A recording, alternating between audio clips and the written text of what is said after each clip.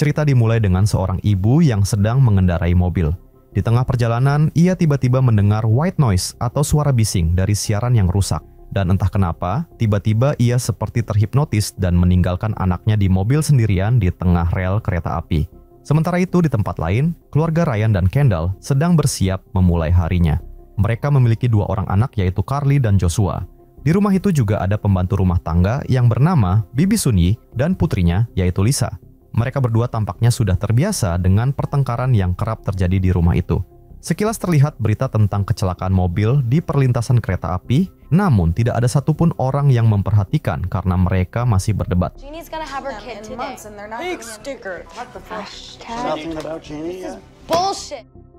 Beberapa saat kemudian, saat mengantar Carly ke sekolah, Kendall dengan tegas memperingatkan putrinya untuk tidak berpacaran dulu. Tapi Carly yang memang keras kepala justru merasa sangat kesal dengan nasihat ibunya karena ia tidak suka jika kehidupannya diatur-atur dan ingin membuat keputusannya sendiri. Sementara itu, sebelum berangkat kerja, Ryan meluangkan waktu untuk bermain dengan Joshua. Tawa keduanya menunjukkan keakraban antara ayah dan anak. Namun sebenarnya Ryan sudah cukup stres dengan semua urusan keluarga maupun pekerjaannya, sehingga terkadang ia seperti sudah siap untuk mengeluarkan semua emosinya.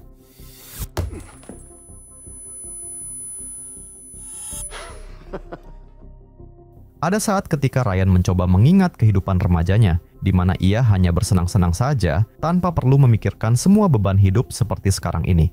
Setelah semua orang pergi beraktivitas, Joshua yang sedang libur sekolah kemudian asik bermain sendirian di rumah. Namun tiba-tiba televisi di rumah itu tiba-tiba seperti rusak dan terlihat Bibi Sunyi yang melihat Lisa dengan tatapan aneh. Tidak lama kemudian, ia dikejutkan oleh suara teriakan yang tiba-tiba muncul dari arah dapur. Sementara itu di sekolah, sahabat Carly yang terkenal nakal yang bernama Riley kemudian ditegur gurunya karena bermain ponsel di kelas. Sang guru yang mengetahui jika Riley sedang chatting dengan Carly, ia pun akhirnya menyita ponsel mereka berdua. Beberapa saat kemudian di tengah pelajaran, guru tersebut menerima telepon dari kepala sekolah. Beberapa murid termasuk Carly diminta untuk segera ke kantor dan menemui orang tua mereka. Di saat bersamaan, para polisi mulai berdatangan di sekolah tersebut. Dan ternyata tidak hanya di sekolah tersebut saja, beberapa orang tua juga terlihat berdatangan ke kampus untuk menjemput anak-anak mereka. Situasi ini menimbulkan kebingungan di antara orang-orang yang tidak mengetahui apa yang sebenarnya sedang terjadi.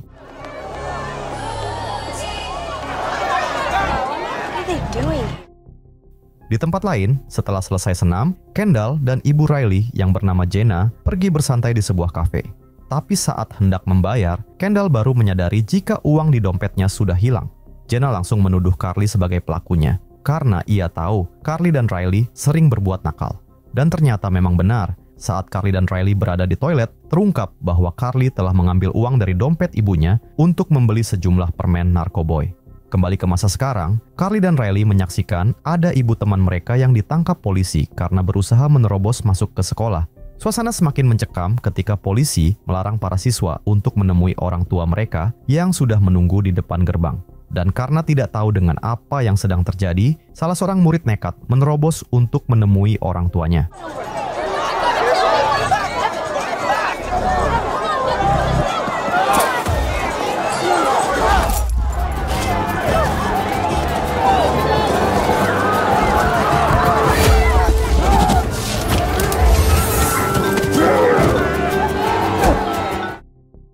Para orang tua itu ternyata mencoba mencari anaknya dan langsung menyerangnya. Dan uniknya, mereka hanya menyerang anak mereka sendiri dan tidak menghiraukan orang lain. Sementara itu, pacar Carly yang bernama Damon baru saja menyelesaikan ujian dan bersiap pulang ke rumah dengan sepedanya. Namun sesampainya di rumah, tiba-tiba ia langsung diserang oleh ayahnya.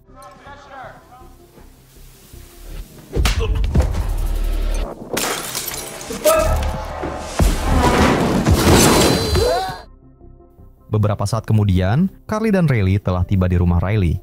Dan karena penasaran dengan situasi kacau yang terjadi, Carly segera mencari informasi melalui televisi. Di salah satu saluran berita, pembawa acara melaporkan bahwa fenomena orang tua menyerang anak kandung telah menyebar di hampir seluruh penjuru kota, layaknya wabah yang tak terkendali. Dan karena sampai saat ini masih belum diketahui apa penyebabnya, pihak berwenang menghimbau para orang tua untuk menghindari kontak dengan anak-anak mereka untuk mencegah penyebaran fenomena mengerikan ini. Namun Riley yang tidak menyadari hal itu, ia pun mencoba mencari ibunya yang baru saja pulang ke rumah. Carly kemudian bergegas untuk melarang Riley, tapi sayangnya semuanya sudah terlambat. Riley! Mom? I spilled my drink. Riley? Hey, kiddo. Di sisi lain, saat memeriksa dompetnya, Kendall menyadari bahwa Carly memang telah mengambil uangnya. Kendall merasa sangat sedih karena uang tersebut ia kumpulkan dengan susah payah untuk mengikuti kursus memasak. Ia berharap kursus itu dapat menghilangkan rasa bosan dalam hidupnya.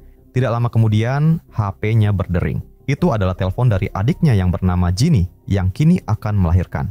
Kendall pun bergegas menuju rumah sakit untuk mendampingi adiknya itu. Proses persalinan berlangsung cukup lama, tapi Ginny akhirnya berhasil melahirkan anaknya. Namun di saat bersamaan, tiba-tiba layar televisi terlihat rusak. Dan seketika itu, Ginny mulai bersikap aneh dan berniat menghabisi bayinya sendiri.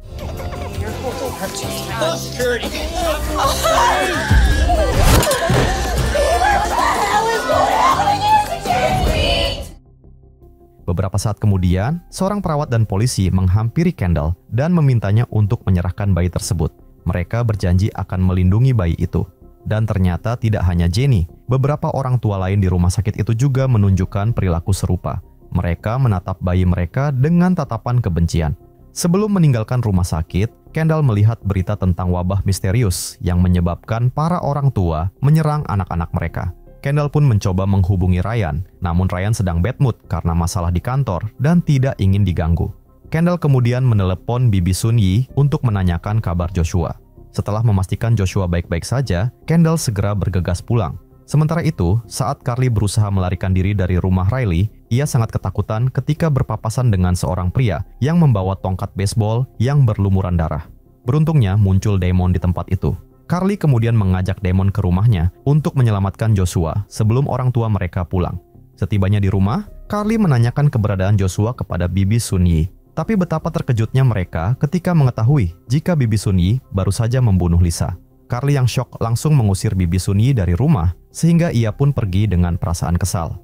Carly kemudian pergi ke kamarnya dan menemukan Joshua yang bersembunyi di bawah kasur. Ia segera mengajak Joshua untuk pergi dari rumah sebelum orang tua mereka datang. Namun sayangnya Ryan telah tiba lebih dulu. Damon berusaha berbohong untuk mencegah Ryan menemui kedua anaknya, tapi Joshua yang tidak mengerti situasinya kemudian langsung menghampiri ayahnya, sehingga Ryan langsung berusaha membunuh anaknya itu. Dad? Yes.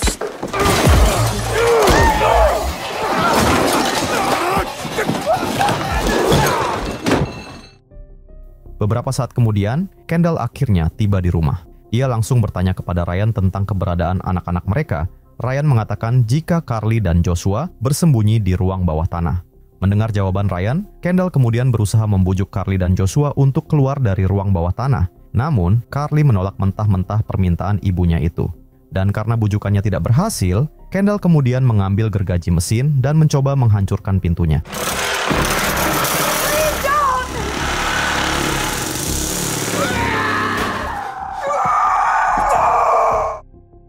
Tiba-tiba Kendall tertembak karena tanpa sepengetahuan mereka, Joshua tidak sengaja mengambil senjata milik ayahnya.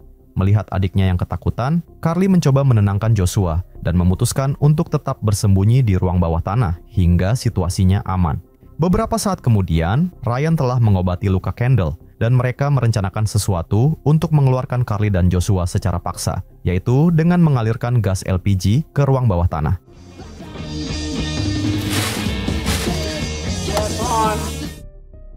Sambil menunggu, mereka mencoba mengingat tentang kehidupan mereka.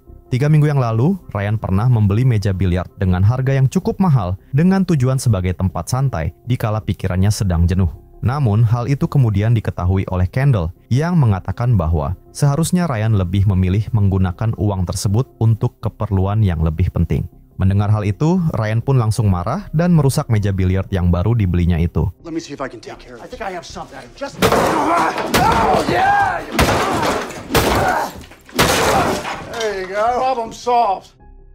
Dari sana, pasangan suami istri itu pun saling mengungkapkan segala beban pikiran mereka setelah berumah tangga. Bagaimana semua hal ini tidak semudah seperti apa yang mereka bayangkan ketika muda dulu. Malam pun tiba, Carly dan Joshua kini mulai kesulitan bernapas karena ruang bawah tanah tersebut hampir sepenuhnya dipenuhi gas LPG. Namun, Carly tidak menyerah. Ia bertekad untuk menyelamatkan dirinya dan adiknya. Dengan cerdik, Carly merancang sebuah jebakan sederhana, yaitu menempelkan kertas korek api pada pintunya. Setelah persiapan selesai, ia segera mengajak Joshua melarikan diri melalui saluran ventilasi yang mengarah ke lantai atas. Dan ketika Ryan mendengar suara batuk dari ruang bawah tanah, ia pun segera menyuruh Kendall untuk bersiap mendobrak pintunya.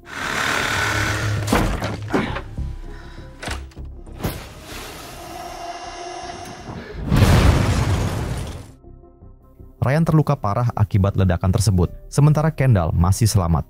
Ia pun langsung bangkit ketika mendengar suara Carly, dan di saat bersamaan, Damon yang sedari tadi pingsan, kemudian mulai tersadar kembali.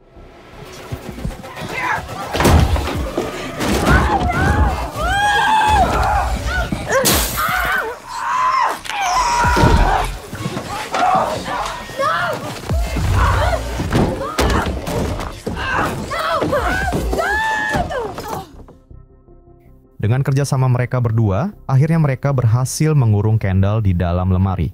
Namun sebelum bisa merasa cukup lega, tiba-tiba Kendall muncul kembali dengan sebuah kawat jemuran di tangannya dan langsung menyerang mereka berdua.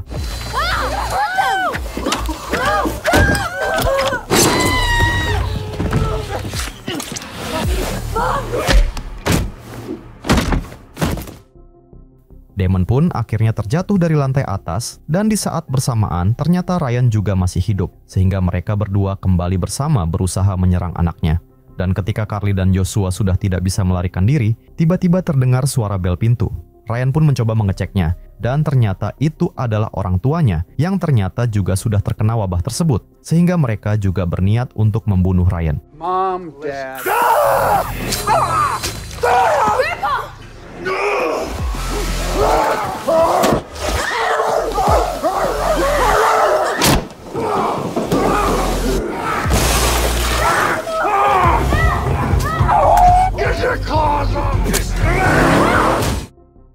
Di saat bersamaan, sang nenek ternyata memang tidak suka kepada Kendall dan sangat keberatan jika ia menjadi menantunya. Mendengar hal itu, Kendall pun langsung marah dan menyerang ibu mertuanya tersebut.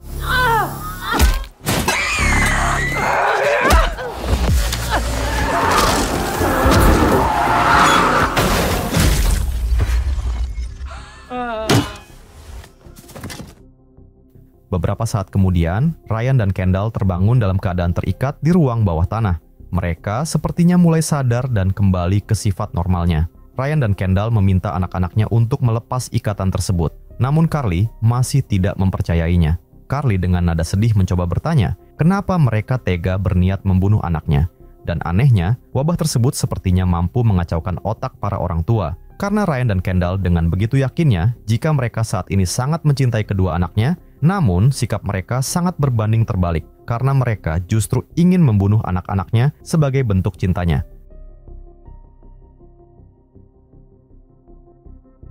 Cerita dimulai di sebuah apartemen, terlihat seorang pria bernama Aiden yang baru saja terbangun dari tidurnya. Ia segera bersiap dan membersihkan diri sebelum memulai kegiatan hariannya. Dan ketika Aiden hendak menonton televisi, namun ia mendapati semua saluran sedang menayangkan siaran darurat. Dan ketika ia mencoba melihat keluar, ternyata sudah terjadi kekacauan di mana-mana.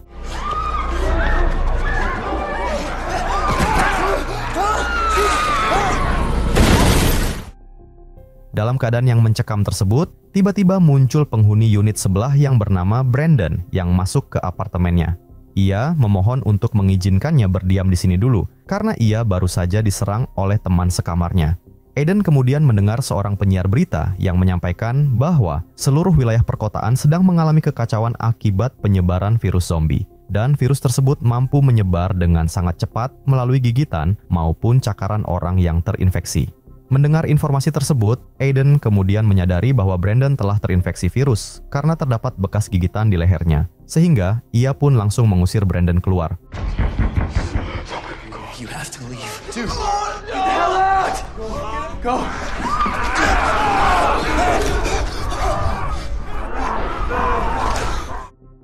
Aiden yang ketakutan tidak tahu harus berbuat apa. Akan tetapi, ketika Aiden menerima pesan dari kedua orang tuanya yang memintanya untuk tetap tinggal dan bertahan hidup di tempat tersebut, ia pun akhirnya memutuskan untuk berusaha bertahan selama mungkin agar dapat berjumpa kembali dengan keluarganya. Di minggu pertama, Aiden sepertinya masih mampu menghadapi kesepiannya dengan menonton berita dari negara-negara lain yang menjelaskan karakteristik para zombie. Ia juga mencoba merekam beberapa vlog tentang aktivitas sehari-hari yang ia lakukan selama di dalam apartemen. Aiden, global pandemic, I can't leave. Pada minggu keempat, Aiden melihat jika wabah virus zombie telah menyebar ke seluruh penjuru kota, dan tiba-tiba ia mendengar suara dari luar pintunya.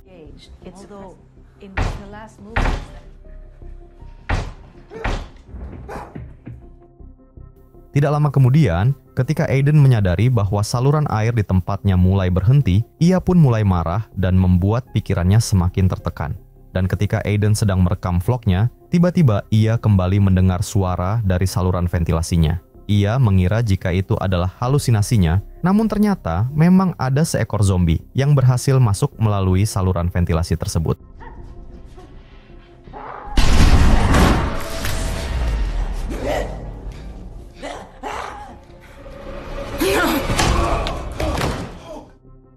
Aiden kemudian membuang jasad zombie tersebut dan langsung menutup lubang ventilasinya agar tidak terjadi hal seperti ini lagi.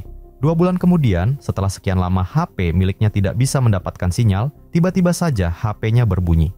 Aiden pun langsung mengangkat HP tersebut, tapi ia justru mendapat pesan suara dari ibunya yang saat itu mereka sekeluarga sedang diserang oleh zombie. Kabar ini tentu membuat Aiden sangat terpukul karena ia telah kehilangan harapan untuk bertemu kembali dengan keluarganya. Dan dipenuhi amarah dan kesedihan, Aiden pun nekat keluar dari apartemennya untuk menghajar semua zombie yang ditemuinya.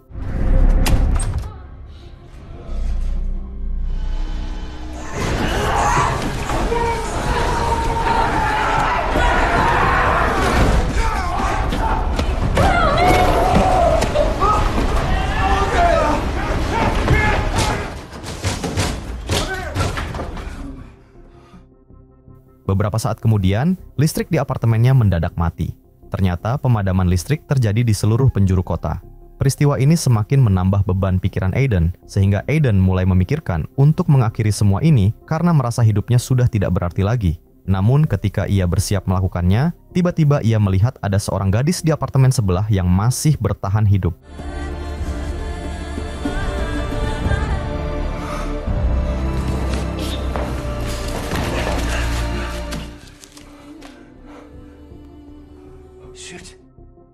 Aiden kemudian memberanikan diri untuk menyapa gadis itu dengan menggunakan kertas. Gadis itu pun membalas sapaan Aiden dan memperkenalkan dirinya sebagai Eva.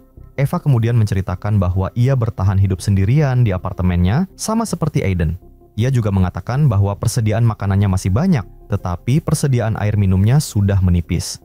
Malam harinya, tiba-tiba turun hujan, sehingga Aiden segera memanfaatkan kesempatan tersebut untuk membersihkan diri. Selama ini ia tidak pernah mandi karena kesulitan mendapatkan air bersih. Keesokan harinya Aiden dan Eva kembali berkomunikasi menggunakan kertas agar tidak menarik perhatian para zombie yang berkeliaran di sekitar mereka. Aiden kemudian melemparkan bola yang diikatkan pada tali untuk mengirimkan beberapa persediaan air minum miliknya. Namun, suara barusan kemudian menarik seekor zombie yang kemudian berusaha menaiki apartemen Eva. No! Hey, no! Here, let up!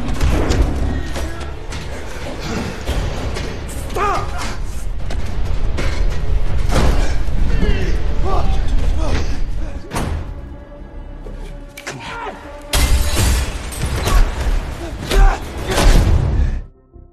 Setelah kejadian itu, Aiden menyadari bahwa ia tidak bisa selamanya bersembunyi di dalam apartemen, sehingga ia kemudian keluar dan mencoba mengambil kunci apartemen milik Brandon untuk mencari persediaan makanannya.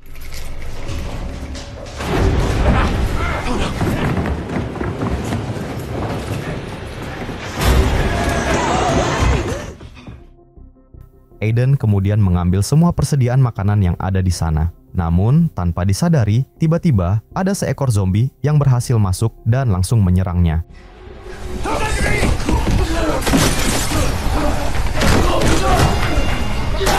Get off me! Setelah berhasil mengalahkan zombie-zombie tersebut, Aiden mencoba kembali ke apartemennya dengan sangat hati-hati agar tidak menarik perhatian gerombolan zombie yang telah berkumpul di sekitarnya. Sampai akhirnya, Aiden berhasil masuk ke apartemennya kembali.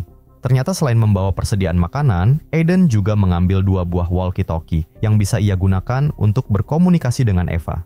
Aiden pun kemudian berniat turun dari apartemennya untuk melemparkan walkie-talkie itu ke tempat Eva.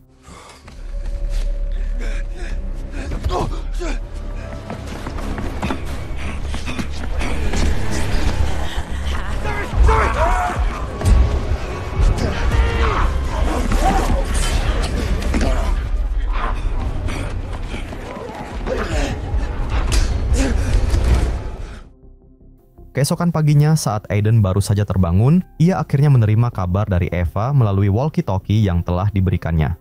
Dan sejak saat itu, mereka pun mulai berbincang tentang berbagai hal, termasuk status hubungan percintaan mereka. Setiap hari, keduanya selalu menghabiskan waktu dengan bertukar cerita dan berbagi kisah masa lalu masing-masing. Dan kebiasaan ini kemudian membuat Aiden dan Eva mulai memiliki perasaan suka di antara mereka. Beberapa waktu pun berlalu, dan kini persediaan makanan Aiden mulai menipis. Ia kemudian memutuskan untuk mencari persediaan makanan di apartemen lain melalui saluran ventilasi. Dan setelah beberapa saat menyusuri saluran ventilasi tersebut, Aiden pun turun ke salah satu apartemen dan mengamati situasi di sekitarnya. Setelah merasa aman, ia membuka sebuah lemari dan menemukan banyak sekali persediaan makanan di dalamnya. Aiden pun langsung memberitahu penemuan tersebut kepada Eva. Namun tiba-tiba ia mendengar suara aneh dan ia pun menyadari bahwa pintu di apartemen tersebut terhalang oleh kulkas, persis seperti yang ia lakukan di apartemennya sendiri. Hal ini menunjukkan bahwa ada orang lain di dalam apartemen tersebut.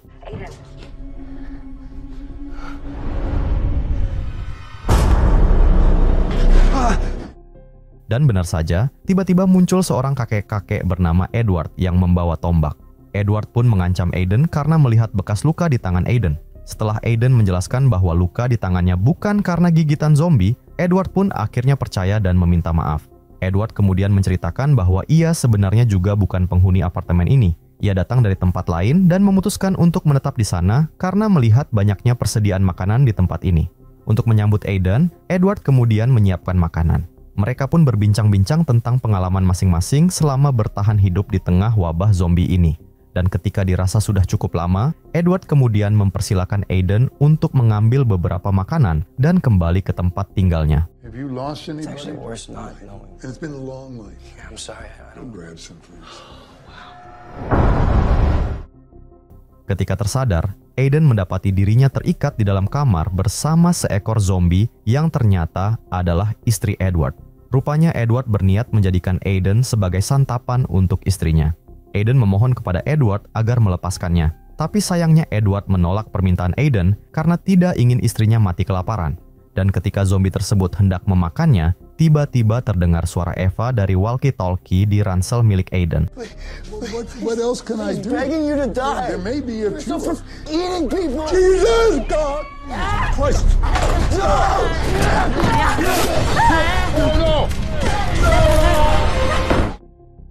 Aiden pun bergegas pergi dari tempat tersebut, namun ternyata Eva tadi berusaha menghubunginya karena kini para zombie sedang berusaha memasuki apartemennya. Dan mendengar hal itu, Aiden pun langsung pergi menuju apartemen Eva.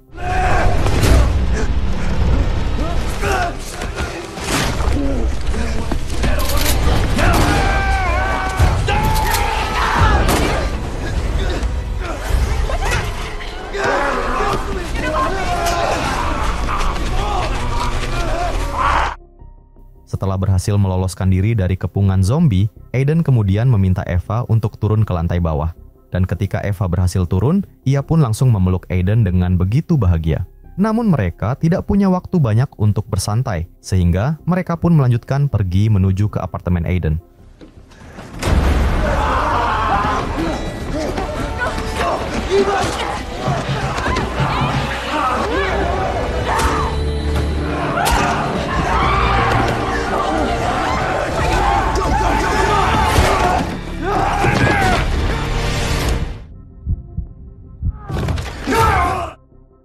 Dan akhirnya mereka berdua berhasil masuk. Namun Aiden langsung melarang Eva untuk mendekatinya karena ia merasa jika ada zombie yang sepertinya berhasil menggigitnya.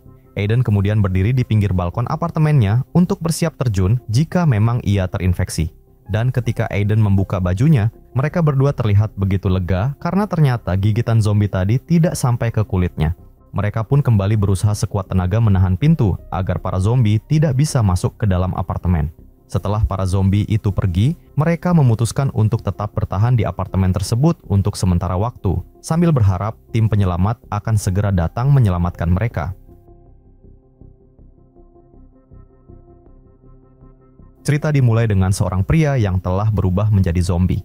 Dalam wujudnya yang baru ini, ia telah kehilangan seluruh ingatan tentang masa lalunya, termasuk nama, keluarga, dan pekerjaannya, sehingga ia pun menyebut dirinya dengan nama R. Satu-satunya fragmen memori yang tersisa adalah momen-momen sebelum ia berubah, serta beberapa wajah yang ia temui di bandara. Asal-usul dan penyebab wabah zombie ini masih menjadi misteri bagi semua orang termasuk R. Ia sendiri tidak ambil pusing dengan hal itu karena ia bahkan tidak ingat bagaimana ia bisa menjadi zombie. Di tengah situasi ini, ada ancaman yang sangat berbahaya, yaitu skeleton. Mereka adalah zombie yang telah menyerah pada kegelapan dalam hati mereka. Ketiadaan harapan dan perasaan telah merubah mereka menjadi makhluk buas yang haus akan segalanya. Cukup banyak zombie yang telah berubah menjadi skeleton, akan tetapi R menolak nasib tersebut. Ia masih memiliki secercah harapan untuk kembali menjadi manusia, dan perasaan itu masih ada di dalam dirinya. Sebongkah pesawat terbang rusak telah menjadi tempat tinggal R selama ia menjadi zombie. Ia seringkali membawa pulang benda-benda yang menarik perhatiannya. R juga memiliki sahabat karib sesama zombie. Mereka seringkali melakukan hal-hal konyol bersama. Meskipun demikian, mereka berdua adalah partner yang solid dalam mencari makan. Bersama para zombie lainnya, mereka menjelajahi perkotaan untuk mencari makanan. Sementara itu, manusia yang tersisa berlindung di balik tembok-tembok kokoh yang dibangun untuk melindungi diri dari ancaman zombie. Sekelompok remaja, yaitu Julie, Nora, Perry dan yang lainnya diberi misi penting untuk mencari persediaan obat-obatan di sebuah apotek di tengah kota. Ayah Julie yang bernama Kolonel Grigio memperingatkan mereka bahwa zombie seringkali tampak seperti manusia biasa. Namun di balik penampilan mereka yang normal, tetaplah tersimpan insting untuk memangsa manusia. Kolonel Grigio juga meminta mereka berhati-hati terhadap zombie yang berwujud tengkorak, karena mereka adalah jenis skeleton yang sangat cepat dan mematikan. Berbekal informasi dan peringatan dari Kolonel Grigio, mereka pun memulai perjalanan menuju kota.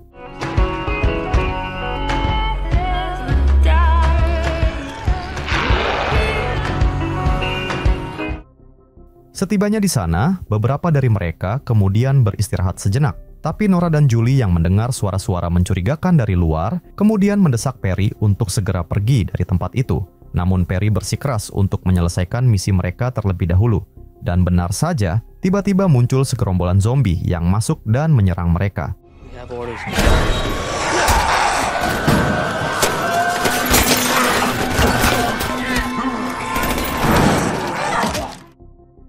Di tengah kekacauan itu, R terpesona oleh sosok Julie yang sedang melawan kawanan zombie.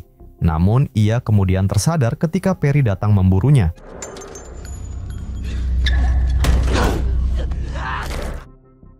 Dan berbeda dengan zombie lainnya yang akan menggigit tubuh manusia, R hanya akan memakan otak manusia.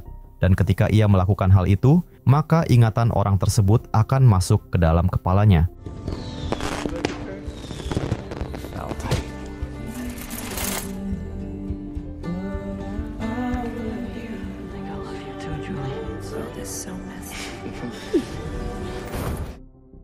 R kemudian mendekati Julie yang diliputi ketakutan dan merasa jika ajalnya telah tiba. Tapi Julie sangat terkejut ketika R justru memintanya untuk menyamar sebagai zombie dan mengikutinya agar mereka berdua selamat dari kejaran zombie lainnya.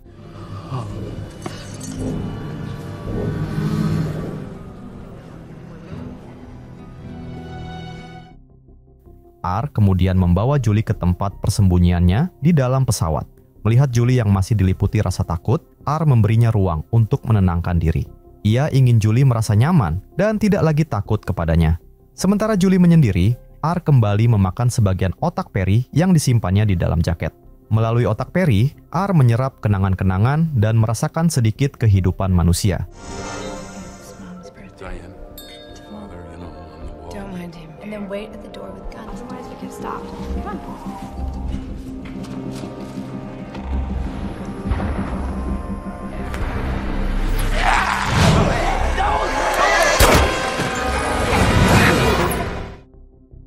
Saat R kembali menghampiri Julie, ia mendapati Julie masih ketakutan. R mencoba menenangkannya dengan memberikan selimut agar Julie merasa hangat. Dan sekali lagi pikiran Julie dipenuhi rasa penasaran karena ada sesuatu yang berbeda dengan zombie yang satu ini. R bisa berbicara seperti manusia normal dan ia bahkan menikmati alunan musik klasik.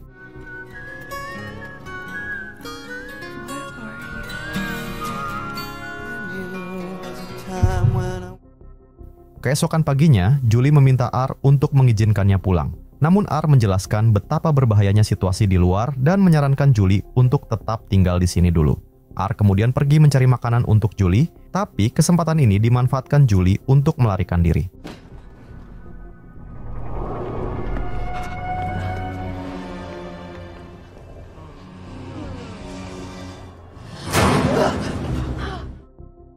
Para zombie itu sudah mulai mencium keberadaan manusia di dekat mereka, tapi untungnya R datang tepat waktu untuk menyelamatkan Julie.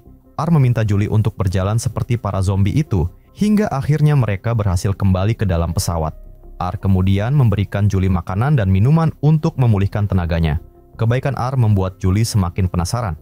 Ia memberanikan diri untuk bertanya siapa namanya. R yang memang tidak mengingat namanya sendiri kemudian mengatakan bahwa ia biasa dipanggil R. Dan melihat jika R sepertinya memang tidak akan menyakitinya, Julie pun akhirnya setuju untuk tinggal bersamanya untuk sementara waktu. Dan sejak saat itu, mereka mulai menghabiskan waktu mereka bersama.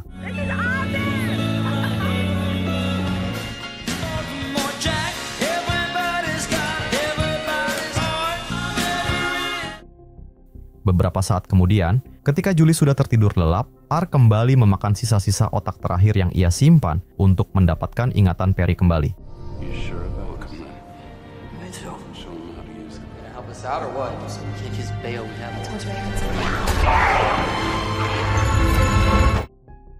Tapi sayangnya yang ia dapatkan justru ingatan buruk milik Perry.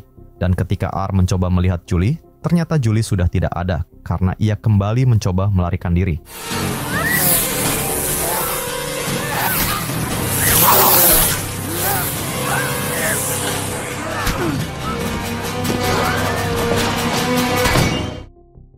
Dan untungnya R berhasil menyelamatkan Julie dari serangan para zombie.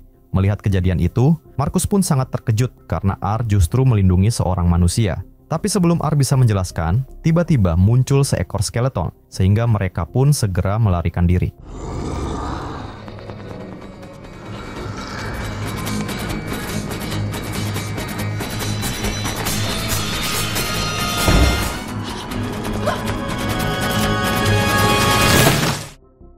Dan untungnya, mereka berhasil lolos dari kejaran skeleton barusan dengan bantuan Marcus. Mereka kemudian menuju ke tempat berkumpulnya para zombie. Dan di sana, para zombie itu tentu saja mencium bau manusia, sehingga mereka mulai berkumpul untuk menyerang Julie. Namun R kemudian memegang tangan Julie. Dan melihat hal itu, mereka menjadi terdiam dan seolah terkejut melihat ada manusia yang mau berdekatan dengan zombie. Dan karena hal itu, para zombie itu kemudian membiarkan R dan Julie pergi dari tempat tersebut menggunakan sebuah mobil.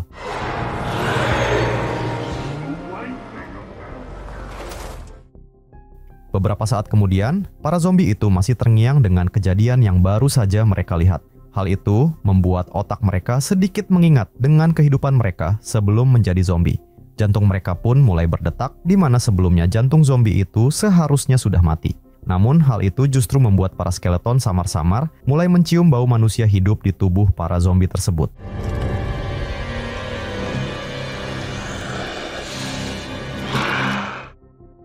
Malam harinya, R dan Julie bermalam di sebuah rumah kosong. Mereka menikmati momen kebersamaan yang langka itu. Dan ketika rasa kantuk mulai menyerang, Julie kemudian meminta R untuk menemaninya tidur, karena ia merasa takut jika ada zombie lain yang tiba-tiba datang menyerangnya. Julie merasa bahagia melihat perubahan positif pada diri R. R yang merasa memiliki perasaan yang tambah kuat kepada Julie itu pun kemudian memutuskan untuk berkata jujur jika dialah yang telah membunuh Perry yang merupakan kekasih Julie. Dan mendengar hal itu, Julie pun sangat terkejut. Ia merasa marah sekaligus sedih karena zombie yang telah menyelamatkannya ternyata adalah sosok yang telah membunuh kekasihnya. Para zombie adalah makhluk yang tidak bisa tidur. Namun untuk pertama kalinya pada malam itu, R akhirnya bisa tidur dan bermimpi. Saving lives, this whole thing. you doing here? You can't dream, Corp. Who do you want to be? I know what I am. Keesokan paginya, R terbangun dari tidurnya. Namun ia mendapati kenyataan pahit, yaitu Julie telah pergi meninggalkannya. Penyesalan dan kesedihan menyelimuti hati R. Mungkin itulah terakhir kalinya ia bisa merasakan indahnya hidup layaknya seorang manusia. Beberapa saat kemudian, Julie akhirnya berhasil kembali ke zona aman dan bertemu dengan ayahnya. Sementara itu, R kembali ke dunia zombie dan berkumpul dengan Marcus dan teman-temannya. R bercerita pada Marcus bahwa Julie telah kembali ke keluarganya. Marcus kemudian menceritakan sebuah kejadian luar biasa yang mereka alami. Malam sebelumnya, semua zombie di tempat itu tiba-tiba bisa bermimpi. Mereka sangat gembira dengan perubahan ini. Namun di balik kegembiraan itu, ada kabar buruk yang harus disampaikan pada R. Para skeleton berencana menyerang tempat tinggal manusia. R pun tergerak untuk mencegah serangan itu. Dibantu Marcus dan kawan-kawan zombinya, R menyusun rencana untuk menyelinap ke dalam zona aman dan memperingatkan Julie. Selain itu, R berusaha mengumpulkan para zombie untuk membantu manusia melawan serangan skeleton. Berbekal ingatan Perry yang ia serap, R menemukan jalan rahasia yang pernah digunakan Julie dan Perry, sehingga ia bisa memasuki zona tersebut. Sementara itu, Julie kemudian menceritakan semua kisah petualangannya bersama R kepada Nora. Meskipun masih berduka atas kepergian Perry, Julie menyadari bahwa sepertinya ia telah jatuh cinta kepada R. Ia bahkan merindukan saat-saat indah bersama zombie itu. Beberapa saat kemudian, ketika Julie keluar untuk mencari udara, betapa terkejutnya dirinya ketika melihat R telah berdiri di halaman rumahnya. Julie pun langsung berlari menghampiri R dan memeluknya erat. Ia kemudian membawa R masuk ke dalam rumah agar keberadaannya tidak diketahui orang lain. Nora pun tercengang saat melihat R. Ia tidak percaya jika yang dihadapannya ini adalah seekor zombie. Karena biasanya zombie mengeluarkan bau busuk yang menyengat, tetapi R berbeda. Ia tidak mengeluarkan bau sama sekali layaknya seperti manusia normal. R kemudian menjelaskan alasan kedatangannya. Ia memberitahu Julie dan Nora tentang rencana penyerangan skeleton dan meminta Julie untuk memperingatkan penduduk di zona aman. Namun penampilan R yang masih seperti zombie pastinya akan menjadi masalah. Sehingga Julie dan Nora memutuskan untuk mendandaninya agar ia terlihat seperti manusia normal.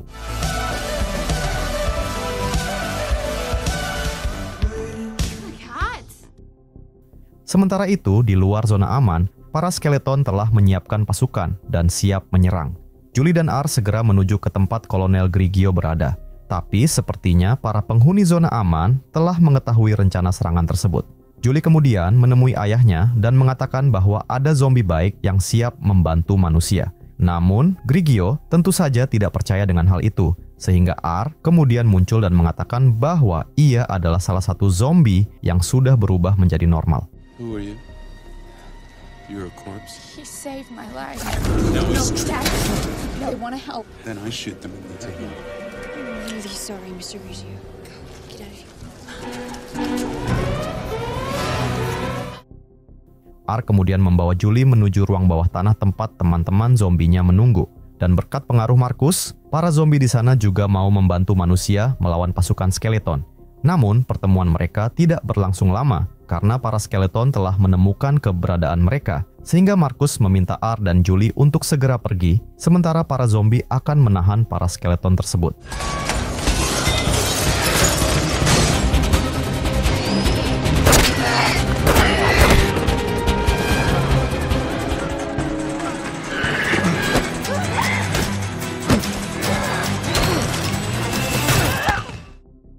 Di saat bersamaan, para tentara akhirnya tiba di tempat tersebut juga. Tapi mereka sangat kebingungan ketika melihat para zombie sedang bertarung melawan skeleton. Dan ketika mereka menyadari jika Marcus dan para zombie tidak menyerang manusia, para tentara itu pun memutuskan untuk membantu para zombie melawan pasukan skeleton. Sementara itu, R dan Julie telah terkepung oleh para skeleton. Dan kini mereka berada di atas gedung dan sudah tidak ada jalan lagi. Dan ketika Julie merasa bahwa mereka akan mati, R nekat untuk melompat dari atas gedung tersebut.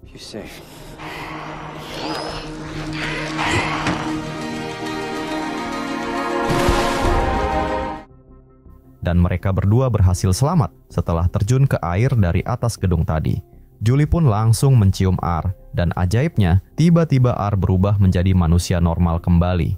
Tapi sebelum kebahagiaan itu berlangsung lama, tiba-tiba muncul Grigio dan anak buahnya. Next one's the head. No! You have to listen to me. Julie, move now. Grigio yang menembak R, namun betapa terkejutnya mereka ketika melihat R yang kini mengeluarkan darah, di mana seharusnya para zombie tidak bisa mengeluarkan darah, sehingga mereka kini yakin jika para zombie memang benar-benar bisa berubah kembali menjadi manusia. Mereka pun segera membawa R dan Julie ke rumah sakit terdekat. Kerjasama antara manusia dan zombie pun membuahkan hasil. Mereka berhasil mengalahkan banyak sekali pasukan skeleton. Dan sejak saat itu, manusia dan zombie kemudian belajar hidup berdampingan secara damai. Manusia menaruh harapan besar jika suatu hari nanti, para zombie itu akan bisa sembuh seperti R. Dan seiring berjalannya waktu, para zombie mulai bisa jatuh cinta kepada manusia, seperti Marcus dan Nora. Sementara itu, R dan Julie kini telah menjalin hubungan, dan mereka akhirnya bisa hidup bersama.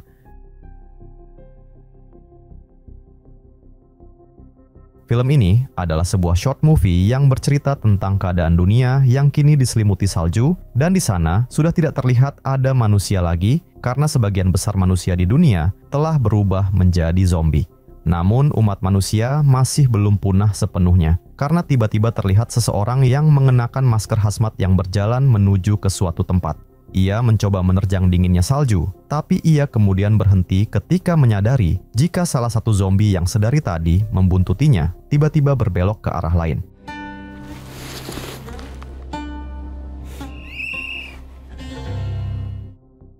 Ternyata sosok itu adalah seorang gadis kecil yang bernama Dakota. Ia kemudian mengeluarkan sebuah peluit dan meniupnya dengan tujuan untuk memancing zombie itu agar mengikutinya kembali. Di sini masih belum diketahui kenapa Dakota sengaja menarik perhatian zombie itu untuk mengikutinya, namun ia sepertinya memiliki alasan tersendiri. Dakota kemudian merasa kelelahan setelah perjalanan panjang, sehingga ia memutuskan untuk beristirahat sejenak. Sambil mengatur napas, ia melihat sebuah name tag tentara yang berada di tas yang dibawanya dan termenung memandanginya. Malam pun tiba. Dakota mengumpulkan ranting-ranting pohon kering dan menyalakan api untuk menghangatkan tubuhnya dari hawa dingin yang menusuk. Menjalani hidup seorang diri di dunia yang dipenuhi zombie bukanlah hal yang mudah, terutama bagi Dakota yang masih kecil. Beberapa saat kemudian, zombie yang sedari tadi membuntutinya kini telah berada tepat di belakangnya. Namun Dakota memang sudah menantikan zombie tersebut, sehingga ia telah bersiap dengan memasang beberapa tali di sekitarnya untuk mencegah zombie itu mendekat dan menggigitnya. You hungry? Dakota kemudian bertanya kepada zombie itu yang ia beri nama Ahote, apakah dia merasa lapar? Tentu saja Ahote tidak menjawab dan hanya mengerang seperti zombie pada umumnya. Dakota kemudian melemparkan sebuah sosis ke arah Ahote, berharap zombie itu mau memakannya. Namun Ahote sama sekali tidak bereaksi. Food, not food. Okay? Dakota pun melemparkan sosis itu berulang kali sambil berkata jika sosis itu adalah makanan dan dirinya bukanlah makanan. Dan tentu saja semua itu percuma karena zombie hanya tertarik kepada daging manusia, dan Dakota menyadari bahwa ia tidak akan bisa mengubah sifat alami zombie itu. Keesokan harinya muncul seseorang yang juga memakai masker hazmat lainnya, tapi orang itu tampak berbeda. Ia membawa senjata laras panjang, menandakan bahwa ia kemungkinan adalah seorang penjaga di wilayah tersebut. Dakota sebenarnya harus melewati wilayah itu, namun entah mengapa ia tidak jadi melakukannya karena tidak mau jika Ahote sampai terlihat oleh penjaga itu, yang pastinya Ahote akan langsung ditembak mati. Sehingga Dakota kemudian bergegas menjauhi tempat itu dan memanggil Ahote untuk mengikutinya kembali.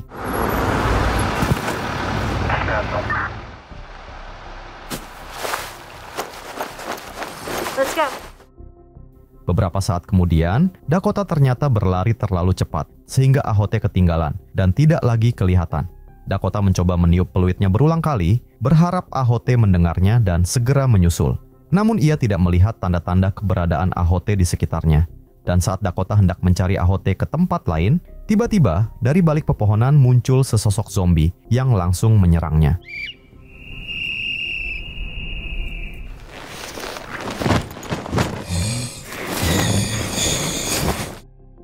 Dakota panik dan berusaha sekuat tenaga untuk melepaskan diri dari cengkeraman zombie tersebut. Ia meronta dan menendang, namun zombie itu berhasil menarik kakinya hingga Dakota terjatuh. Tepat ketika zombie itu hendak menerkam Dakota, tiba-tiba muncul Ahote dari balik pepohonan. Dan uniknya, kedua zombie itu bukannya menyerang Dakota, melainkan justru saling serang.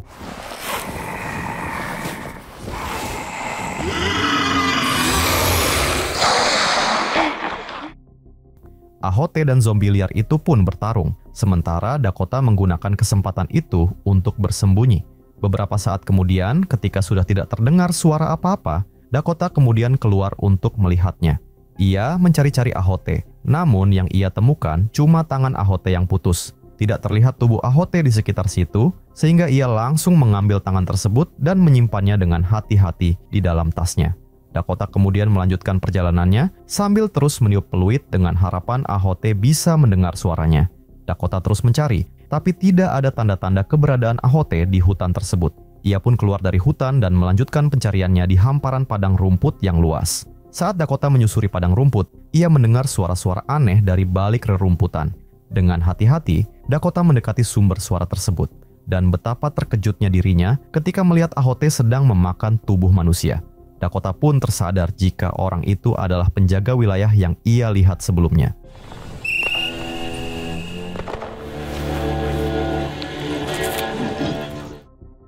Dakota kemudian meniup peluitnya, berusaha memanggil Ahote untuk kembali bersamanya. Namun Ahote tidak menghiraukannya karena ia lebih tertarik kepada daging manusia.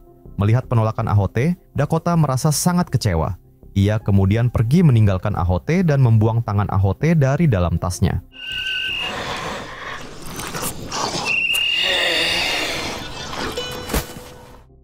Entah apa alasannya, Dakota terlihat begitu sedih. Mungkin karena Ahote adalah satu-satunya sosok yang selalu menemaninya selama ini dan juga yang menyelamatkan hidupnya dari serangan zombie lain. Di tengah perjalanan, Dakota meraba tasnya dan menyadari bahwa name tag yang ada di tasnya sudah tidak ada. Ia pun memutuskan untuk kembali mencarinya. Setelah menemukan name tag tersebut, Dakota pun kembali teringat dengan Ahote, sehingga ia memutuskan untuk kembali mencarinya. Dan karena Ahote kini tidak lagi tertarik dengan suara peluitnya, karena ia sedang makan daging manusia, Dakota kemudian nekat melukai tangannya sendiri hingga berdarah untuk menarik perhatian Ahote. Dan cara tersebut sepertinya berhasil. Ahote pun kembali mengikutinya karena tertarik dengan bau darah tersebut.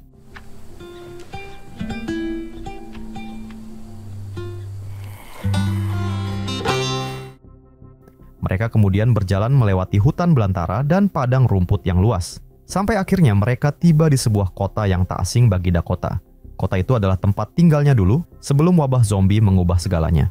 Dakota kemudian memancing Ahote untuk mengikutinya memasuki sebuah rumah. Dan ketika Ahote sudah di dalam, Dakota tiba-tiba keluar dan langsung mengunci pintunya.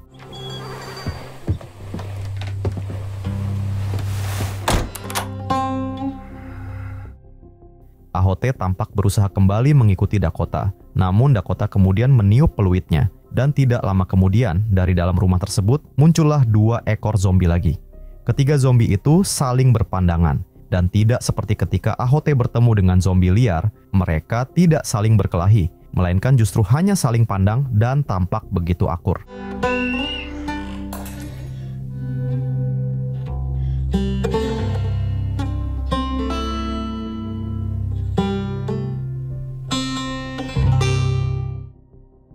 Dakota tampak begitu bahagia melihat hal itu. Ia kemudian duduk dan mengambil sebuah foto dari dalam tasnya. Dan di sini kita baru mengerti jika ketiga zombie di dalam rumah tersebut adalah keluarganya. Ahote adalah kakaknya, dan 2 zombie lainnya adalah ayah dan ibunya. Jadi Dakota tadi melakukan perjalanan adalah untuk mencari keberadaan zombie kakaknya untuk dibawa pulang. Namun di foto itu ternyata masih ada 1 orang lainnya, yaitu adik laki-lakinya. Dakota pun kemudian hendak melakukan perjalanan lagi untuk mencari adiknya itu. Entah apakah ia masih hidup atau sudah menjadi zombie, namun Dakota berjanji untuk mengumpulkan semua keluarganya kembali.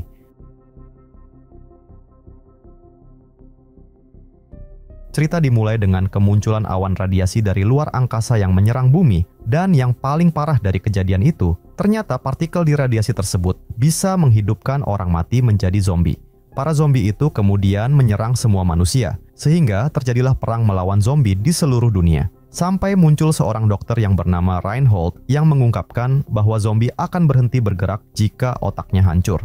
Informasi ini dimanfaatkan oleh para tentara dengan menembak kepala para zombie, sehingga akhirnya umat manusia berhasil memenangkan perang tersebut.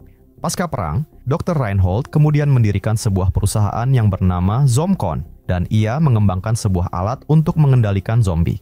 Dan dengan alat tersebut, manusia kini bisa memerintah zombie untuk membantu semua kegiatan mereka, mulai dari berbelanja, menyiapkan minuman, dan pekerjaan lainnya. Zomcon juga menawarkan paket pemakaman khusus bagi mereka yang tidak ingin menjadi zombie setelah meninggal, yaitu dengan menguburkan kepalanya saja.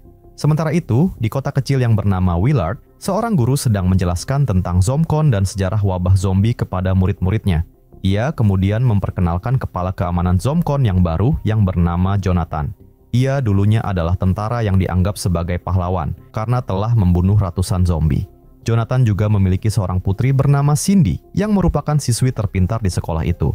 Ia mengumumkan sistem patroli baru untuk meningkatkan keamanan kota, dan pidatonya itu disambut tepuk tangan meriah para murid. Kecuali seorang anak yang bernama Timmy yang tampak tidak terkesan karena sebenarnya ia tidak menyukai zombie. Beberapa saat kemudian, saat latihan menembak dengan senapan kayu, terlihat dua anak nakal yang mengganggu Timmy karena ia tidak menyukai sistem Zomcon. Untungnya, Bu Guru dan Jonathan melihat kejadian tersebut, sehingga ia langsung memarahi kedua anak nakal itu. Dalam perjalanan pulang, Timmy melihat keluarga Jonathan yang baru pindah di dekat rumahnya. Ia memberitahu ibunya, yaitu Helen, yang tampak senang karena ia merasa lebih aman dari ancaman zombie dengan kehadiran mereka.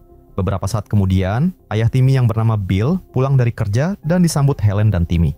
Namun suasana tiba-tiba berubah ketika Helen menunjukkan zombie yang baru saja ia beli. Bill yang takut kepada zombie itu pun marah besar dan meminta Helen segera mengembalikannya ke Zomcon. Tapi Helen menolaknya karena ia tidak mau kalah dengan tetangga baru mereka yang memiliki 6 zombie peliharaan.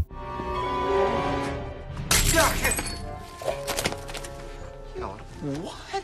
I'm not gonna talk. Zombie? The roast. Keesokan paginya, Timmy hendak mengajak ayahnya bermain lempar tangkap bola. Tapi sayangnya, Bill menolak ajakan Timmy karena sudah berencana bermain golf dengan temannya. Timmy pun merasa sedih karena kedua orang tuanya selalu sibuk dan tidak punya waktu bermain dengannya, sehingga ia kemudian pergi ke taman sendirian. Ketika Timmy sedang asik mengamati para zombie perawat taman, ia justru bertemu dengan dua anak jahil yang sering mengganggunya. Dan tentu saja ketika mereka berdua melihat Timmy, mereka pun hendak mengganggunya kembali. Get him! Where do you want to get shot? Headshot! Dan sejak kejadian barusan, Timmy mulai menyukai zombie peliharaannya dan memutuskan untuk memberinya nama Fido. Timmy kemudian mencoba mengajari Fido bermain lempar tangkap bola. Go get it, boy! Dan ketika Fido hendak mencari bola tersebut, ternyata bola itu berada di bawah kursi Nyonya Henderson. Dan karena ia sangat membenci zombie, ia pun langsung menghajar Fido.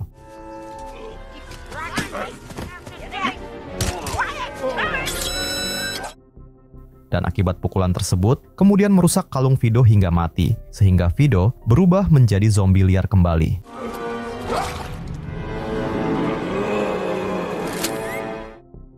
Dan untungnya, ketika Fido hendak menyerang Timmy, tiba-tiba kalungnya berfungsi kembali. Dan karena tidak tahu harus berbuat apa dengan mayat Nyonya Henderson, ia pun langsung mengajak Fido pulang, sampai ia lupa membawa bolanya. Beberapa saat kemudian, Timmy mencoba membersihkan Fido di garasi. Namun Helen kemudian memergokinya, sehingga Helen langsung memarahi Timmy karena mengotori garasi yang membuat Timmy tidak sempat menceritakan tentang Nyonya Henderson. What you done? When we were in the park, you're not allowed to eat. It's nothing, Mom. Keesokan harinya, Jonathan dan istrinya yang bernama Didi datang ke rumah Timmy. Mereka menanyakan keberadaan Nyonya Anderson karena polisi sedang mencarinya. Dan setelah Jonathan dan Didi pergi, Timmy bertanya kepada orang tuanya tentang apa yang terjadi pada Nyonya Anderson. Helen pun menjawab jika Nyonya Anderson telah diserang zombie. Dan benar saja, malam harinya Nyonya Anderson akhirnya juga berubah menjadi zombie liar dan menyerang seseorang.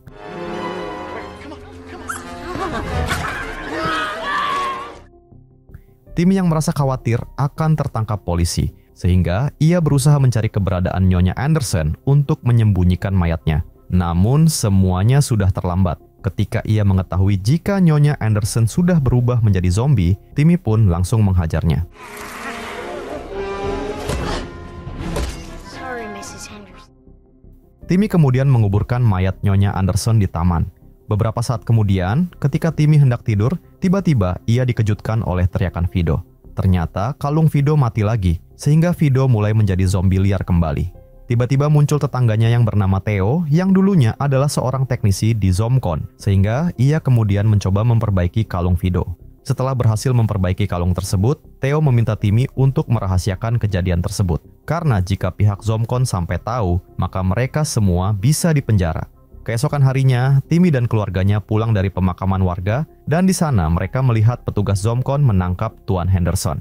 Mereka mencurigai jika Tuan Henderson ada hubungannya dengan hilangnya Nyonya Henderson beberapa hari terakhir.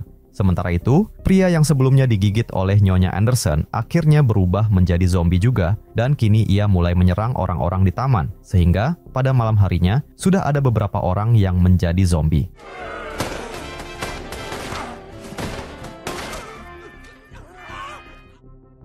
Keesokan harinya, ketika Bill bersiap pergi bermain golf dengan teman-temannya, Helen mengajaknya untuk bersenang-senang bersama Timmy dan Fido. Namun Bill menolaknya dan pergi begitu saja. Dan karena kecewa dengan sikap Bill, Helen pun memutuskan untuk menghibur diri dengan bermain bersama Timmy dan Fido.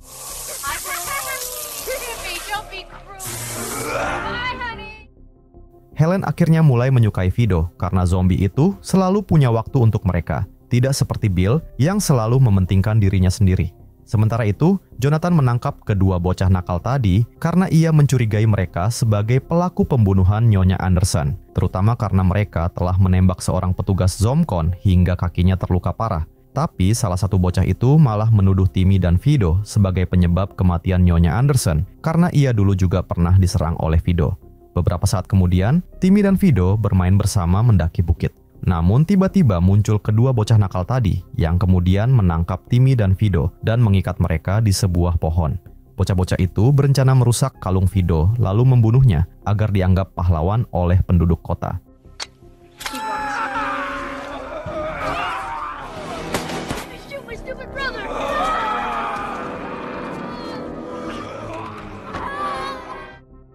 Fido kemudian berjalan mendekati Timmy.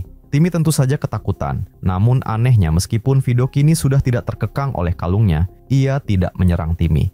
Fido mencoba melepaskan ikatan Timmy, tapi karena ia tidak bisa melakukannya, ia pun pulang ke rumah sambil menutupi kalungnya dan meminta bantuan Helen. Namun sebelum mereka berhasil sampai ke tempat Timmy, bocah yang digigit oleh Fido tadi akhirnya berubah menjadi zombie dan mencoba menyerang Timmy.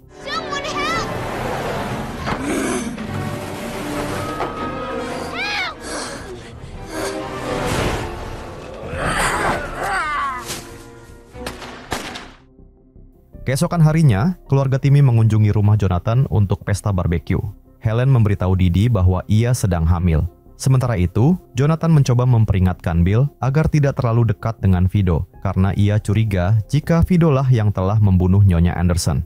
Sesampainya di rumah, Helen ingin memberitahu Bill tentang kehamilannya. Namun, Bill malah sibuk melarang Helen mendekati Fido lagi. Helen pun keluar rumah bersama Fido, dan di sini baru diketahui jika Helen dulunya sebenarnya jatuh cinta kepada Fido ketika ia masih hidup. Sementara itu, petugas Zomcon akhirnya menemukan jasad Nyonya Anderson yang terkubur di taman. Dan sayangnya, mereka juga menemukan bola milik Timmy. Keesokan harinya, Fido pun ditangkap oleh petugas Zomcon. Mereka menemukan bukti bahwa Fido lah yang membunuh Nyonya Anderson dan menyebabkan kekacauan di kota.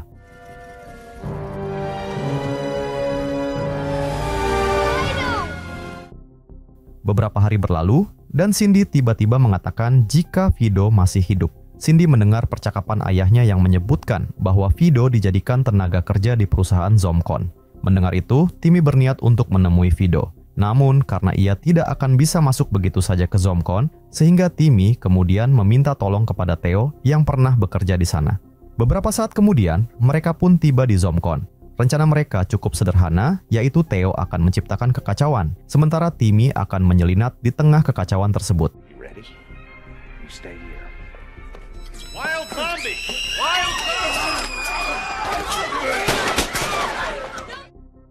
Zomcon pun menjadi kacau. Alarm tanda bahaya berbunyi, dan Jonathan akhirnya melihat Timmy yang menyelinap melalui CCTV. Dan ketika Timmy akhirnya menemukan keberadaan Fido, namun sayangnya ia kemudian tertangkap oleh Jonathan. Fido yang melihat hal tersebut kemudian mencoba melepaskan rantai yang mengikat tangannya. Di saat bersamaan, orang tua Timmy akhirnya mengetahui jika Timmy sedang menuju ZomCon, sehingga mereka berdua segera menyusul anaknya itu. Beberapa saat kemudian, Jonathan membawa Timmy menuju ke area zombie liar dan membuangnya di sana untuk dimakan para zombie. Beruntungnya, Bill dan Fido tiba di saat bersamaan, sehingga ia langsung melawan Jonathan untuk menyelamatkan Timmy. Robinson? That's my son. I don't think so.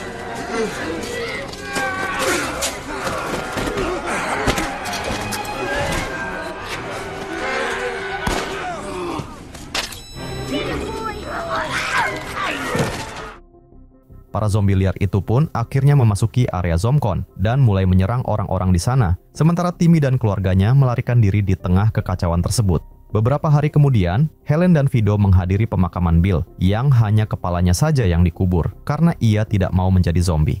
Beberapa bulan kemudian, terlihat Timmy, Helen, Fido, dan bayinya yang baru lahir kini hidup bahagia bersama. Sementara itu, Jonathan akhirnya juga menjadi zombie dan kini telah menjadi peliharaan anaknya sendiri, yaitu Cindy.